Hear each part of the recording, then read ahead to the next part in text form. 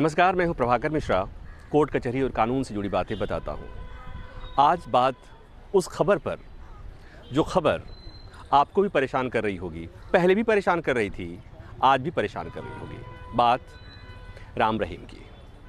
राम रहीम को इतनी बार पैरोल मिल गया, इतनी बार पैरोल मिल गया कि खुद हाईकोर्ट के जज महोदय को लग गया कि ये क्या हो रहा है।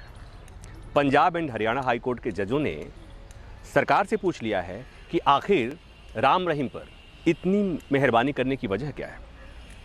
पिछले 2 साल से, यानी पिछले फरवरी से, पिछले के पिछले फरवरी से लेकर और इस फरवरी तक 232 दिन, यानी 2 साल में 232 दिन राम रहीम जेल से बाहर रहे हैं पैरोल के नाम पर।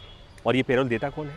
तो ये पैरोल सरकार देती है। सरकार के पास ये अधिकार होता है। पैरोल और फरलो पर किसी सजायाफ्ता मुजरिम को बाहर जाने देने का जो अधिकार होता है वो राज्य सरकार के पास होता है। और एक बार नहीं, कई बार, दर्जनों बार राम रहीम को इस तरह से पैरोल पर रिहाई मिली है। कभी 40 दिन, कभी 30 दिन, कभी 40 दिन, कभी 30 दिन, कभी 50 दिन। नवंबर में, जनवरी में अभी Punjab and Haryana high court ने राज्य सरकार को हिदायत दी है कि पहली तो ये बात कि 10 मार्च को उनका पैरोल की अवधि ख़त्म हो रही है, उस समय सुनिश्चित कीजिए कि वो जेल में वापस चले जाएं। और दूसरी बात ये कि आगे से पैरोल पर राम रहीम को रिहा करने से पहले हाई कोर्ट से इजाज़त लीजिए। ये चीज़ें बता रही हैं, ये बात बता रही है कि हाई कोर्ट को ये बात कितनी परेशान कर रही होगी। हाई कोर्ट ने ये भी पूछा, एक तो जवाब मांगा है कि भाई आपने इतनी जो उन पर जो रहम बरपाई है उसकी वजह क्या है, और ये कि क्या केवल राम रहीम की अर्जी आई थी पैरोल वाली या इसके अलावा भी आई, और कितने और लोगों को दिया है आपने। तो विस्तृत हलफनामा, एफिडेविट राज्य सरकार को, हाई कोर्ट को देना है। अब बात आती है कि मैं सोचता हूँ कि अगर अदालतें नहीं होती तो क्या होता। कहते हैं कानून के सामने सब बराबर है। राम रहीम को देखकर क्या आपको वाकई लगता है कि कानून के सामने सब बराबर हैं? क्या जिस तरह से राम रहीम को समय समय पर पैरोल दिया गया, क्या सबको मिलता है? सब लोग इतने प्रिविलेज हैं? तो नहीं है। तो मतलब ये कि अदालतें नहीं होती, अदालत नहीं होती, तो जितने अपने लोग हैं, अपने अपराधी, अपने आरोपी, अपने रेपिस्ट, अपने बलात्कारी, अपने, मैं इसलिए कह रहा हूं जिस पर सरकारों की कृपा दृष्टि हो, वो अपना ही कहलाएगा। तो फिर उसे जेल जाने की जो जरूरत नहीं होती।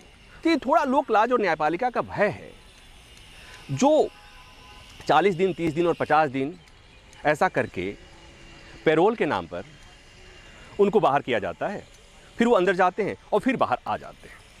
इसको समय समय पर चुनाव से जोड़कर देखा जाता है। ये देखा जाता है कि राम रहीम के पीछे चूँकि बहुत सारे लोग हैं, उनके जो भक्त हैं, जो वोटर हैं, उनकी जो तादाद है वो बहुत बड़ी है, और शायद इसीलिए हरियाणा की मनोहर लाल खट्टर की सरकार उन पर विशेष कृपा दृष्टि बनाकर रखी हुई है। तो अब राम रहीम को आगे से पैरोल मिलेगा, इसकी गुंजाइश कम है। हालांकि राज्य सरकार बार बार ये कोर्ट में ये बात कह चुकी है कि नियमों के तहत उन्हें पैरोल दिया गया है। तो जो नियम राम रहीम पर लागू होता है वो बाकी भी, राज्य के बाकी भी कैदियों पर भी लागू होता होगा। तो ये एक बड़ा सवाल है। और मैं अब पूछ रहा हूँ, एक मेरे मन में सवाल है कि अगर अदालतें नहीं होती तो क्या होता। ये सवाल इसलिए कि अगर आपको याद हो बिल्किस बानो के मामले में क्या हुआ था। बिल्किस बानो के 11 गुनहगारों को समय से पूर्व रिहाई राज्य सरकार ने कर दी। उसके बाद खूब शोर शराबा मचा, मामला सुप्रीम कोर्ट में आया, सुप्रीम कोर्ट को दखल देना पड़ा, और उसके बाद सुप्रीम कोर्ट ने कहा कि इन्हें दोबारा सलाखों के पीछे भेजो। मतलब ये कि अगर अदालत नहीं होती, सुप्रीम कोर्ट नहीं होता, तो फिर वो भी बाहर मज़े से थे, मज़े से ही रहते। राम रहीम के ऊपर कोई सामान्य आरोप नहीं, वो तो दोषी ठहराए जा चुके हैं। हत्या, रेप, और हत्या और रेप से ही बड़ा भी कोई अपराध होता है क्या? तो हत्या, जिस व्यक्ति पर हत्या और रेप का दोष सिद्ध हो चुका हो, उस पर अगर सरकार इस तरह से कृपा दृष्टि बनाए, बिल्किस बानो जैसे मामले में, उस तरह के घिनौनी वारदात के मामले में अगर दोषियों पर सरकारें कृपा दृष्टि रखें तो चीज़ें परेशान करती हैं और अदालतों को फिर दखल देना पड़ता है। तो फिर मैं एक बार फिर वही कह रहा हूँ कि अगर अदालतें नहीं होती तो क्या होता। फिर तो मुझे लगता है कि सज़ा भी नहीं होती, और सज़ा हो भी जाती तो सलाखों के पीछे जाने की वजह नहीं होती, और अगर सलाखों के पीछे चले जाते तो पैरोल के नाम पर और फरलो के नाम पर वो मज़े करते बाहर होते। तो बस इतनी सी बात कहनी थी।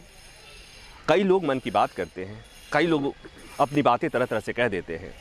मैं चूँकि कोर्ट कचहरी की बातें करता हूँ तो मुझे लगता है कि मुझे भी ये बात कहने का अधिकार है, और इसलिए ये मैं अपने मन की बात आपसे साझा कर रहा था। वीडियो बना रहे हैं संजय। उम्मीद है आपको वीडियो पसंद आया होगा। धन्यवाद।